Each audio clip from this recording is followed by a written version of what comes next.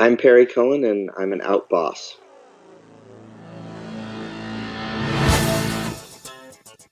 Hello, Out Bosses. Rhodes Perry here, and welcome to this week's episode of The Out Entrepreneur, a weekly podcast where I get to interview today's most inspiring LGBTQ bosses crushing it in business. I am thrilled to be hosting Perry Cohen, who's joining us all the way from Northampton, Massachusetts. So welcome to the show. Are you ready to inspire fellow Out Bosses? I am. Excellent. Thanks for having me. Yeah. Well, thank you for being on the show. I love your first name. We share a name in common there. Yes. So a little bit about Perry. He is a seasoned facilitator of transgender diversity trainings and the founder and executive director of the Venture Out Project, where he leads backpacking trips for members of the LGBT plus community. In support of Venture Out's mission to make both outdoor and traditional education settings more affirming of trans and gender diverse folks, Perry works with colleges, schools, camps, and organizations to develop and deliver comprehensive and progressive workshops around gender diversity. So Perry, to kick off the interview, tell us a little bit more about your business and what makes it unique. Yeah, absolutely. Well, as far as I know, we are one of two organizations in the country, and I think in the world, who lead outdoor education trips specifically for the LGBT community. So we do that for youth, families, and adults. And then we also do education. And part of what makes us unique on the education piece is that we have a specialty in residential settings that's based on what we've learned from being in the backcountry and in the woods with gender diverse folks. Wow. That's really fantastic. So when you're talking about residential facilities, can you share a little bit more for our listeners? I think I know what you're talking about, but if you can just elaborate a little bit on that, I think that would help our audience. Sure. So for us, that means tents in the backcountry. For other folks, it means cabins, camps. It means dorms in colleges or boarding schools. It means also athletic facilities, shared locker rooms, bathrooms, all that kind of stuff. So as you're talking about your business and just how unique it is, I think of the phrase, the riches is in the niches, which I've heard a couple of times. And it seems like you've really created something super specific and obviously needed for trans and gender diverse folks and probably for LGBT people more broadly. In thinking about your business right now, what has you most inspired about what you're doing and the impact that you're having on the communities that you care most about? Yeah, that's a great question. And I just feel like a huge grin just came across my face when you asked me that, because I would say everything about it inspires me. But mostly what is so inspiring is getting to work with members of the trans and non-binary community, of which I'm a member, and just watching people connect with each other. So when I started Venture Out, I really thought it was going to be all about getting people outdoors, and it certainly is. But what I found is the most powerful part is the community that we've created. And so that's the part that inspires me most, is watching a trans person from Indiana who doesn't know another trans person in the world meet someone from Massachusetts, and then continuing to hear from them that they've all of a sudden gone on a vacation together or have become really good friends. And so it's the connections that I feel like Venture Out trips have facilitated that just blows me away and is so inspiring and is really what keeps me wanting to do this. Yeah, I'm thinking about the difference between generations, and especially for millennials, how important experiences are over stuff, actual things, and also just how in an age where we are connected by the internet, people are listening to this podcast, there's some kind of connection there. There's also this incredible amount of isolation and loneliness that people experience right now, more so than ever before, where some public health experts have considered this a health epidemic of loneliness. And so I think what you're talking about for that trans person from Indiana who's never met another trans person, you are really creating space for community connections, real face-to-face connections. And I think that's so incredible. And if you can, take us back to when you first thought about this concept for the business. What was your motivation? Where were you at during that time? And what gave you the indication that there was really a business model to this to inspire you to just bust out and do it? Yeah. So I grew up in rural New Hampshire, where you basically learned how to be outdoors in the wilderness or you were just miserable because there was nothing else to do. So I'd grown up outdoorsy my whole life. And when I was in high school, I went on an Outward Bound trip. And this was when I was still identifying as female, outwardly looked like a woman, but was identifying as lesbian. And this was in the, I guess, late 80s, early 90s. So it still wasn't really, I didn't feel safe being an out lesbian.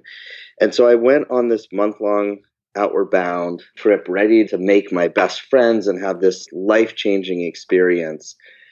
And when I got there, I failed to connect with anyone, which was a brand new thing for me because I've always made friends easily. So it was kind of like, what is happening here? And I couldn't figure it out. And at that point, I kind of said, well, maybe it was just a bad group because I was 18. So everything was about me and there was nothing wrong with me. It was somebody else. And fast forward 20 years, and I am still an out lesbian running a corporate HR department. And I have this epiphany one day that, oh my God, I'm not a lesbian. I'm actually a man. I'm trans. And so I'm going through this whole process of reimagining my gender and understanding myself and coming out as trans. And at the same time, still staying in this corporate job, but longing to be outside. And I had this moment where I thought, wow, if I can transition my gender, I bet I could transition my job. So I quit the job and said, I've always wanted to be outside, but I could never figure out how to make a career out of that. And then I had this moment of thinking, what got me through my transition? And it was these really positive body experiences that were happening outside. So it was the hips that I hated, the legs that I hated were the exact thing that carried me to the top of a mountain. So I all of a sudden had this appreciation for my body that I'd never had before. And I thought, that's the thing I would love to bring to other trans folks. And so I started looking around for jobs because I just assumed an organization existed, and it didn't. And so that's when I said, oh, well, I've run whole departments, I've run whole divisions of corporations. I bet I could start a company. And so that's when I decided there must be other people like me who want to get in the outdoors, who want to do it with other queer folks, because that's where we're going to feel safe. That's where we're going to make connections. That's where we're going to be able to let our guard down. And that's when I look back at my Outward Bound experience and realized, oh, it was that I was so guarded and so afraid of anybody seeing who I really was that I couldn't devote myself to the trip because I was devoting myself to what I thought was protecting my emotional safety. And I thought, I want people to be able to go on trips and not have to do that, but just get the wonderful experience. So that's when I incorporated Venture Out. And I thought it was going to be for trans and queer youth. And the more friends who I told about it, the more said, wow, I never got to do that as a kid. Do you think you could run adult trips too? And so our first year was actually, we piloted it with just adult trips and it took off. Every trip filled up. So that was kind of the proof of concept, was that people really wanted to do it. And subsequently, we've added youth trips and stuff like that. But that's really the story of how Venture Out started. It was me wanting to do something and believing that if I wanted to do it, other people must too. Yeah, I think that's so powerful. And I loved what you shared about your transition as you're transitioning your gender, right? Just, wow, you were able to do that. And you're reimagining your entire life. And that includes your career, everything that you do in terms of employment, and just reimagining, hey, if I could do this, I can make my own business. And you followed your heart. You followed something that you love to do, thinking about being outdoors and going back to that outward bound experience, like identifying what I was hearing, what was missing from feeling like you were belonging on that outward bound experience and trip, and trying to deliver some kind of connection, some kind of belongingness to other trans and non-binary people. And I think that that's really, really powerful, and something that I hope our listeners really take away from this particular interview is just recognizing, you can build the business and the career that you want. And you have to start by looking at authentically what gets you up every day and trying to find those opportunities. And you found that gap. And I congratulate you on that. I think that's huge. You had talked about running a corporate HR department. And I can imagine before transitioning that may have been difficult, and just coming to realization of the fact that you are transgender, and oh gosh, like now you want to transition in a corporate setting, and probably feeling like that would be difficult. I'm curious, in your own business, what are some things that you do, whether it's working with staff or people that you contract with or the folks that you're serving, to make sure that they know that they belong and that you're creating the most inclusive environment possible? Yeah, it's a great question. And I'll tell you a little anecdote that helped me understand how to do that better. So we started weekly hikes in the Pioneer Valley, which is where I live in Northampton. And so they were just free hikes to kind of create community, low risk, come out for an hour or two, hike with us.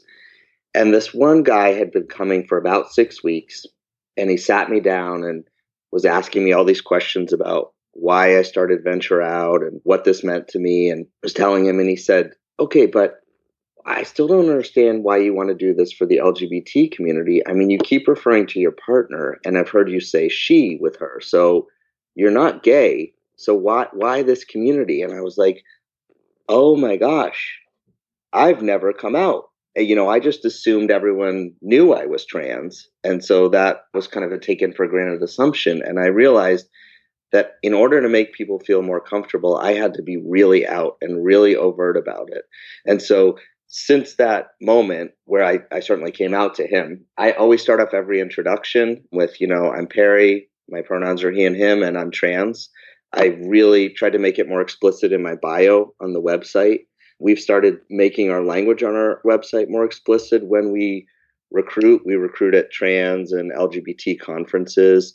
And so we've really tried to talk it up in our marketing materials. And just as a staff, all of us identify as queer and trans. That's kind of part of what we talk about, is that we're doing this work because we're part of this community and we want to work with our community. So the biggest thing I've done is just be very overt and invite my staff to be very overt. And we do things like invite people to share pronouns. We try not to make assumptions about how anyone identifies. And so we ask a lot of questions about that when we start. And we also use a lot of word of mouth to share who we are. And so I think that helps people understand that we are a safe community and we're not doing this for the trans community, but we're doing this because we are the trans and queer community.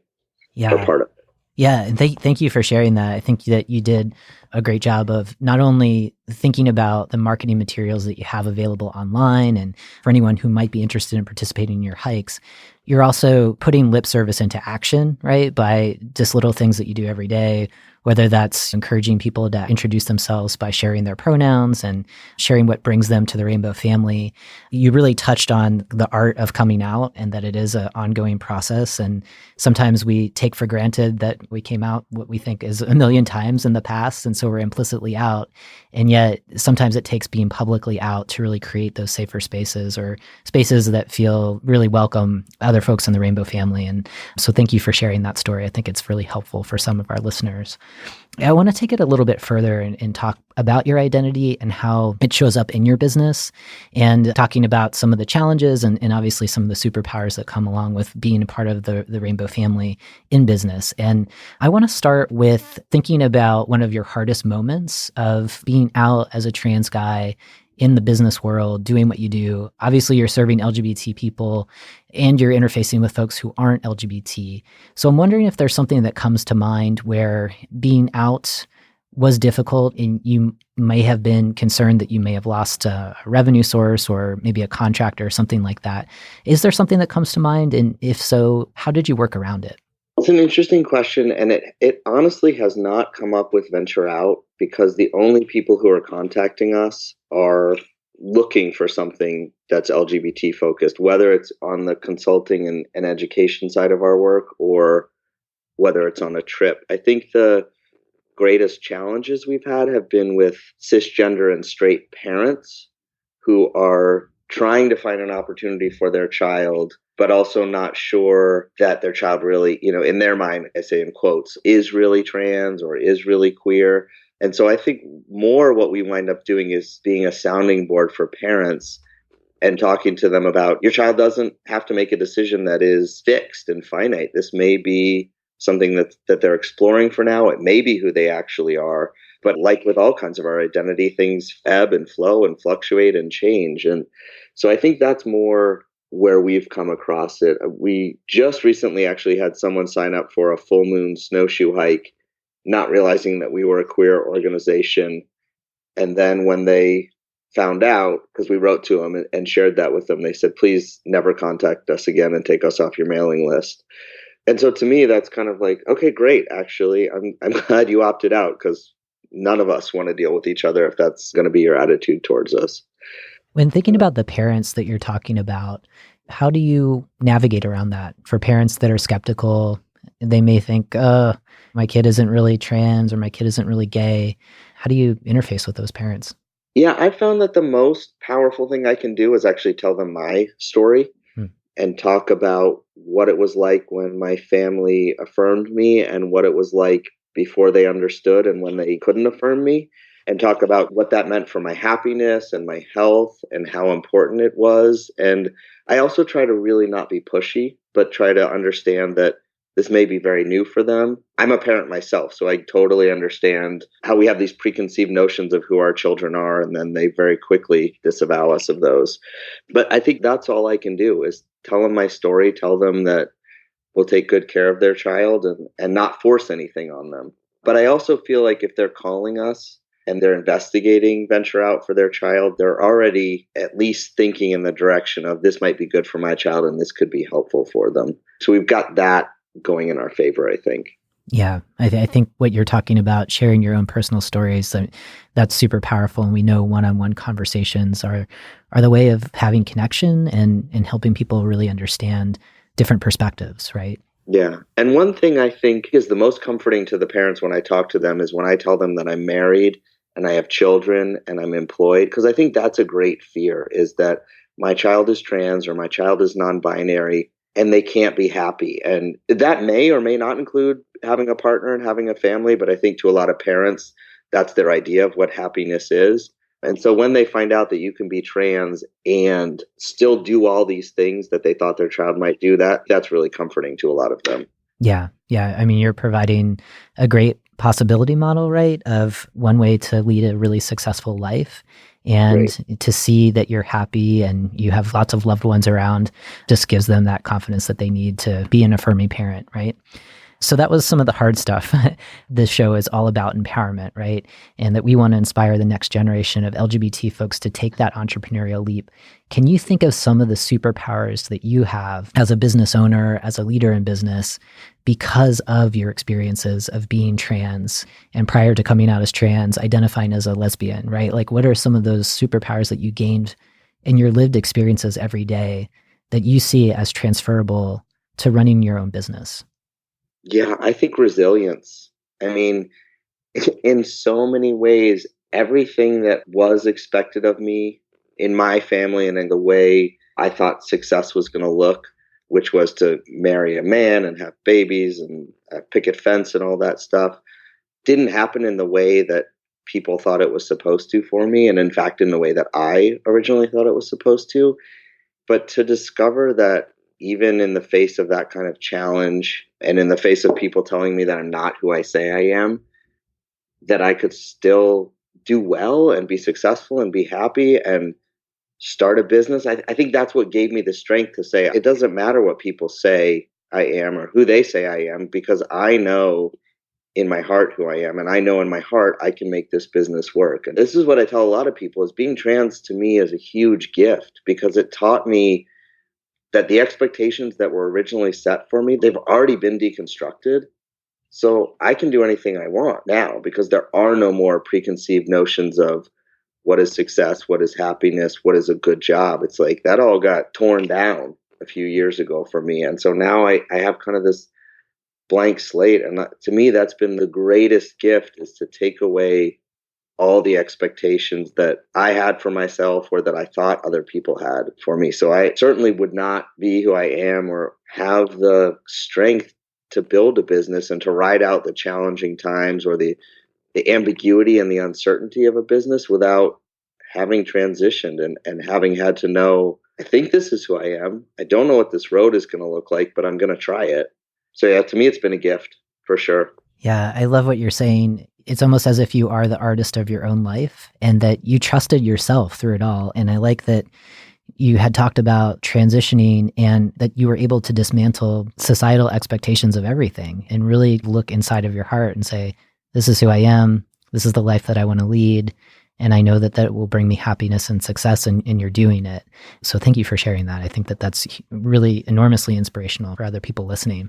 Considering some of the challenges that you shared, in particular about parents, and also some of the superpowers, What do you want our listeners to take away to inspire them to be more authentic in their own work, whether they're working for someone else or they're just starting out in their own businesses right now? One piece of advice I'd give is that people will often surprise you. So the folks who I was most afraid to come out to have been some of my greatest supporters. And the way people who have no connection to the trans community have gotten behind Venture Out has been just mind blowing to me. And the support we've gotten from total strangers who will, I'll tell what we're doing because I sit next to them on a plane or something. We live in this world today where it's really hard to be optimistic about a lot of things, considering what's going on politically and social justice wise. And yet, on a one-on-one level, I think people are really much more open than I ever would have expected. I had a conversation with a 63-year-old woman yesterday who said, I don't know anything about being trans. Will you tell me all about it? And I think to some people, they'd say, well, it's not my job to educate her. But I saw it as, here's a woman who doesn't need to learn anything about the trans community, and yet she wants to, and she's open to it. And who knows what she may be to our community at some point. She may wind up being a tremendous ally for us. So I think being open to surprises. And that's also how we wound up building the whole education side of our business. Was I had no intention of doing that, but I had a student from a college outing club call me and say, hey, every incoming first-year student at our college goes on an outdoor orientation program. And I know we have some trans and non-binary students who are coming ready to make a fresh start, and we're immediately outing them or mispronouncing them or calling them by the wrong name. Will you come train all of our student leaders so that we can be more trans affirmative? And I said, absolutely. And then I hung up the phone and thought, wow, I have no idea how to do that. Yeah. But our community is asking for it, or people who want to support our community are asking for it. And so I thought this is a great opportunity to have a huge impact and to really make a difference. So I found other people who could help me with that. And we wound up building that into as big of a business as the trips are. And so this all comes back to being open. But to me, that was being open to an unexpected opportunity and what people are asking us to do, and finding out that it can be tremendously successful, much like being open to people who you might think are not going to be inviting to you or affirming of you, and they might surprise you, is what I've found. Yeah, I think that is great advice for any business leader, right? Is to have that vision of what you want to do and to be flexible enough for those opportunities that show up, right? for that call that you received of like, hey, we have this need, can you help? And that you were open-minded enough to say, yeah, I think I can do this. I have the support of other community members that can help figure out this challenge, and you're doing it, right? And that's amazing. And it's turning into something probably much bigger than maybe when you initially set out what you imagined it to be. And that's the beauty of not only business, but life, in my opinion. So I have one additional question before we jump into kind of the business mindset section of the interview. And it's really just your business in and of itself is giving back to LGBT communities in so many ways, right? And at the same time, I'm curious, with the additional profit that you're making, or maybe with work opportunities that you're making available to younger talent, what are some of the ways that you're giving back to LGBT communities with your business model, if something comes to mind? Yeah, absolutely. So it is entirely in our staffing. So when I created Venture Out, I thought I want it to be trips, but I also want it to be opportunities for careers and work and employment, because trans folks are so underemployed. So we actually have a model where we recruit past participants, we train them to be trip leaders, we help subsidize some of their training in terms of some medical training that they need and professional development. And then we do what we can to hire them. And so to me, that's a huge way of giving back, because now folks have something on their resume when they're looking for other jobs. Hopefully we can give them enough work to help sustain them for a little while. But that's a big thing we've done. And the other work we do is we try to partner with youth organizations in particular, and we try to provide scholarships or even just free opportunities to help folks get outside, to help folks connect. And so everything we do comes back to, how can we get more queer and trans folks connected to one another and hopefully out on one of our trips and feeling safe while doing it. So it's twofold. It's creating a career path for trans, non-binary, queer folks, and then providing our services to queer and trans youth. That's enormously important. And I think for folks that may not be as familiar, creating a pathway to employment and career opportunities like what you're doing really, really helps get ahead of some of the tremendous amount of barriers to employment that so many trans and non-binary people experience. And because of that, the high rates of poverty that so many trans and non-binary people, especially those people of color living at the margins, have to endure. And in terms of the actual numbers, in terms of trans people who live on less than $10,000 a year, I mean, that number is super, super high. So what you're doing is wonderful. And I wish more corporate partners and people who listen to this reach out to you to talk about your business model, because I think that that's one of the ways that we can be more socially responsible to taking care of folks within our own communities. So thank you for doing that. And right now we're going to be asking Perry a couple questions about the business or outboss mindset. And this is really just to help other folks just thinking about getting started in business master that kind of successful mindset that you need, and to work around some of the limiting beliefs that sometimes pop up, or just fears and self-doubt that pop up every day when you're running your own business. So Perry, when you first got started in your business, how did you overcome the general feeling that you weren't ready, or if it popped up for you, if you weren't good enough? What were some of the strategies that you employed to get around those feelings? Yeah, those are really hard because I gave myself a time limit of 6 months to create my business model.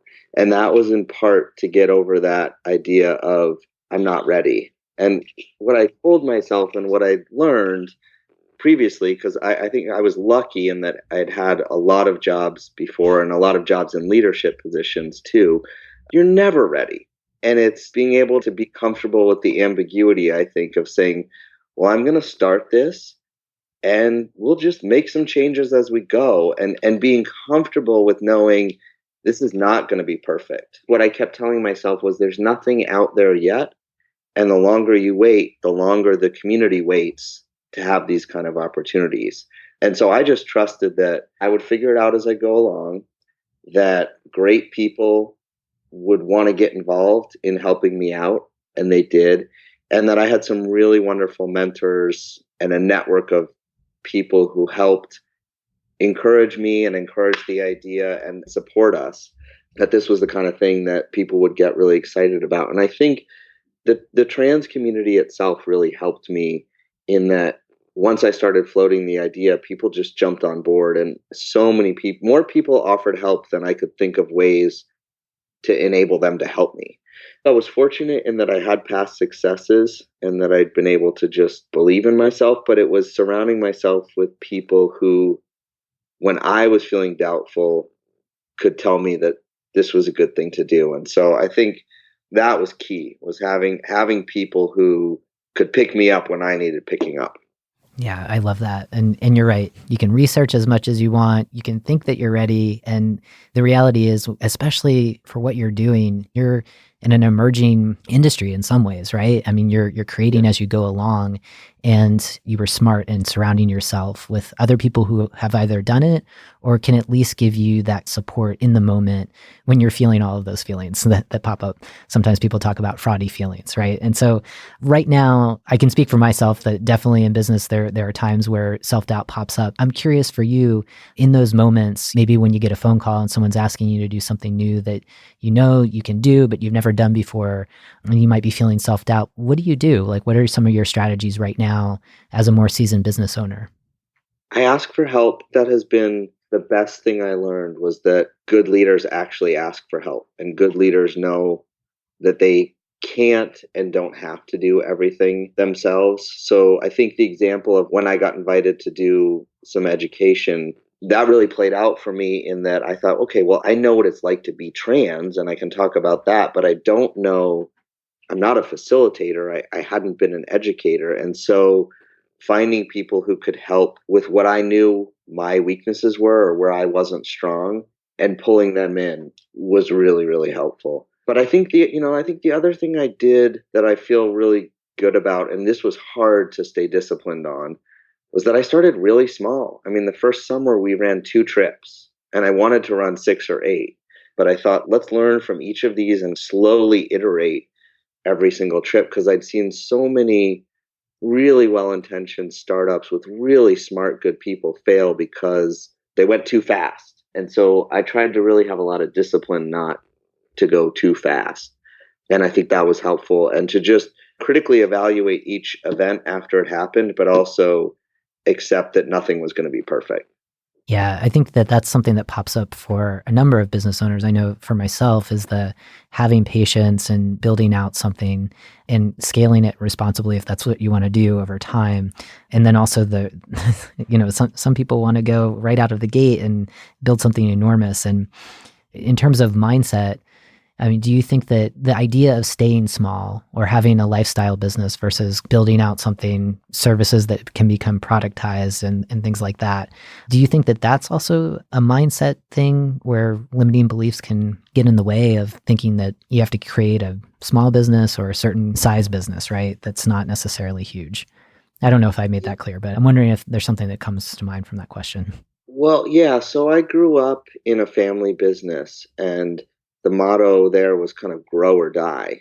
And so it's been really hard for me to not just feel like, well, we just have to keep growing and hiring more people and running more trips. But I think what's been different about this is this business for me was about, we're a nonprofit. So it was about giving back and providing a great service, not necessarily maximizing my profits. And so that's what I keep coming back to is what's the goal here? And the goal is to provide the best experience possible. And I think if we were to grow any faster than we're growing, the experience would be compromised. And I don't want to do that at the expense of being able to say, wow, we're actually making more money now because we're running more trips and economies of scale. But it's a battle I fight in my head every day because I just grew up thinking if you're not growing, you're going to falter and fail. So this has been the great discipline exercise of my life, is to say that no, we're doing great now and looking at other ways of defining success for this. Yeah. Going back to asking for help, I like that you said that good leaders ask for help. And I know that for myself and probably for some of the other listeners, asking for help, it's like we love giving it all the time. And sometimes it's a challenge. And so I'm curious, do you have some tips for us on sharing your approach for asking for help when you get stuck in your business? Well, what you just said is absolutely what I have to remind myself. I think I don't want to bother someone. I don't want to ask for help. And then I think, but when someone calls me or writes to me and asks for help, I never turn them down. I'm always super happy to help and excited and flattered that they think I might have something to offer. And so I try to remind myself of that when I think I'd like to ask someone else for help, is that maybe this is a way of giving them a compliment or helping them see the great things that I see in them, and reminding myself that we all need those pick-me-ups. Because that's what it is for me sometimes when someone calls me. It's like, it helps me in those moments of doubt. It's like, well, I don't think I can do this, but they do. So maybe I can. Yeah, right. So maybe I can give that gift to someone else. Right. Thank you. That's super, super helpful. And kind of on a related question, when you're asking for help, I'm sure you're reaching out to business mentors, or maybe you have a coach or someone who's an accountability buddy or mastermind group. What's your take on that? And what do people like that play in your business right now? When I ran the HR department, I put in a coaching program. So we were all trained, and then we had master coaches who would train other folks. And I think that is one of the most valuable things any organization can do. And I really believe in providing feedback and in educating leaders on how to provide feedback. I think that's something often overlooked, is we just assume, oh, you're a boss, therefore you can easily provide feedback or help educate someone. And I think we're not often trained for that because we're trained to do the functional role. And so we spend a lot of time on how do we provide feedback? How does someone provide me feedback? Because that's been a really hard thing. Being the top person, I don't have a boss. I don't have anyone to hold me accountable. So I've tried to teach my employees how to hold me accountable because I need that. And so we spend a lot of time on how do you set goals? How do you provide feedback? After every single trip, we actually have a forum where we sit down and debrief with each other as co-leaders. How did you do? What can I do better? So we've integrated that into kind of what is the venture out way, and it's constantly sharing feedback and helping each other improve. And that's a very flat thing across our organization without the hierarchy. Yeah. Yeah, that's helpful. And so you're getting a lot of that support from employees and even participants in your program. Do you also have a network of fellow business owners that are supporting you, like a sounding board when you get stuck? I do. And we have an advisory board that's all kind of other executive directors and business leaders. It's the best thing in the world, I think. For me, I get to go and have this group of really smart, really good business people who share this social justice perspective, and they give me all kinds of feedback, and they're a sounding board, and they're not always just rah rah Perry, this is great. They'll certainly push back, and I find those are the most helpful moments when somebody will call me out or ask me really hard questions about an idea I have or a decision I've made. So there, I was just on the phone with my mentor a couple hours ago, actually, and yeah, I couldn't do it without having folks like that. Yeah, sometimes it's great to have people who are not yes people, right? And who will definitely say, oh, maybe you should experiment with that idea a little bit more before you bring it to market or something like that. So thank you for sharing that. Aspiring out bosses, are you struggling with taking that first entrepreneurial leap? Does the imposter syndrome prevent you from getting started? Have you considered seeking support, but you're just not sure where to turn? Look no further. The Out Entrepreneur now offers a coaching and mentorship program where you can access support and strategies to shift your mindset from employee to entrepreneur. If you're looking for accountability and a mentor who successfully busted out of the 9-to-5 lifestyle, let's schedule a time to talk today. Visit www.outentrepreneur.com and look for show notes from today's episode to schedule a call. Again, the URL is www.outentrepreneur.com. Together, let's welcome you to the wonderful world of being an out boss. We are going to be jumping into the bonus round right now, which is really exciting. So we get to ask Perry a couple of questions to get to know him better and learn a little bit more about his business. And after the bonus round, we'll definitely be sure to share information on where you can learn more about Perry and his business. So Perry, are you ready for some of the quick fire questions? These can be tough. Ready for hard questions. Yeah, bring them on. Okay. So, just a response with a word, a phrase, or a short sentence or two. Okay. So do you have a mantra or a quote that you reference that helps you stay motivated on your business? This is embarrassing, but I have two. One is, there is no fate but what we make. That's from Terminator 2. And the other one, this is the embarrassing one, is from my all-time favorite show, Friday Night Lights. Clear eyes, full heart, can't lose. I love that. That's not embarrassing. I'm sure there's a lot of people that have that as a mantra. I think it's awesome. Can you share one personal habit that helps you master yourself and your business? I try to get outside every day, whether it's to run or bike or walk, and just have that be no technology, nobody else, just clear my head at the beginning of the day. Yeah, you're going analog style. Yep. Just turn off the screens. I think that's great. Name one thing that you readily delegate in your business to stay focused on what you're good at. Meal prep and food planning I give to our director of operations completely. Wow. Definitely not your strong suit, right? I do it at home. It may sound small, but for what we do, that's a big part of what we do. Yeah. I imagine you're getting everyone outside moving, and if you're not feeding them, you can have a grumpy group really fast. Yes. Yeah. Can you share a book or a podcast that has contributed to your success as a boss? Yeah. I really liked Good to Great by Jim Collins. Mm-hmm. Yeah. And I think the line from that is, get the right people in the right seats on the bus. Mm-hmm. Yeah, that is a classic, a really good book, and we'll be sure to share that in the show notes. So Perry, two more questions for you. Can you share one piece of advice to inspire the next generation of out bosses to take that first entrepreneurial leap? Yeah, you came out, you can do so much more than you think you can, and try stuff and believe in yourself. Yeah, I love that. Thank you so much for sharing your time and for inspiring fellow out bosses. Perry, can you share one way that we can stay in touch with you and learn more about your business?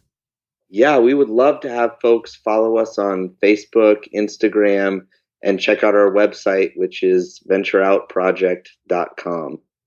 Yeah. And I love that one of your personal habits is to get outside and move. So I think for all of our listeners, the majority of listeners, definitely check out all of the great different programs that Perry has available. I think it's great to build community and connect and to get offline for sure.